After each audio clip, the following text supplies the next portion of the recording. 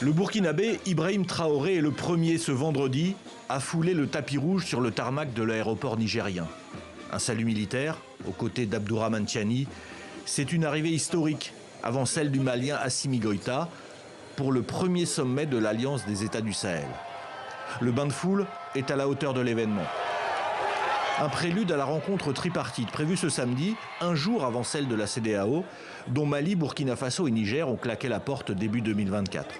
À Niamey, ces dirigeants militaires pourraient signer un document, celui qui créerait la Confédération des États du Sahel.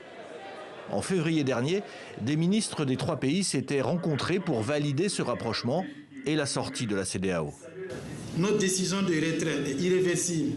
Ni les intimidations, ni les diversions, ni les tentatives de déstabilisation de tous ordres ne sauraient nous détourner de nos objectifs communs de vaincre le terrorisme, mettre nos pays sur les chantiers du développement et exercer notre pleine souveraineté sur tous les plans. Les trois dirigeants évoqueront ce samedi à coup sûr la sécurité. Là encore, les militaires de ces pays enclavés du Sahel se sont déjà rencontrés à Niamey pour créer une alliance concrète sur le terrain avec la lutte contre le djihadisme érigée en priorité.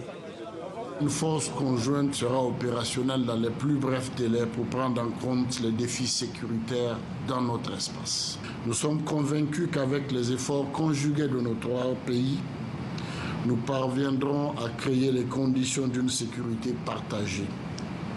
Un objectif au centre des préoccupations de nos États et de nos vaillantes populations. Cette rencontre, la première avec les trois leaders, donnera le ton de cette fin de semaine diplomatique avec le sommet de la CEDEAO dimanche au Nigeria. Certains membres de l'organisation, comme le président sénégalais, appellent à une réconciliation avec l'AES.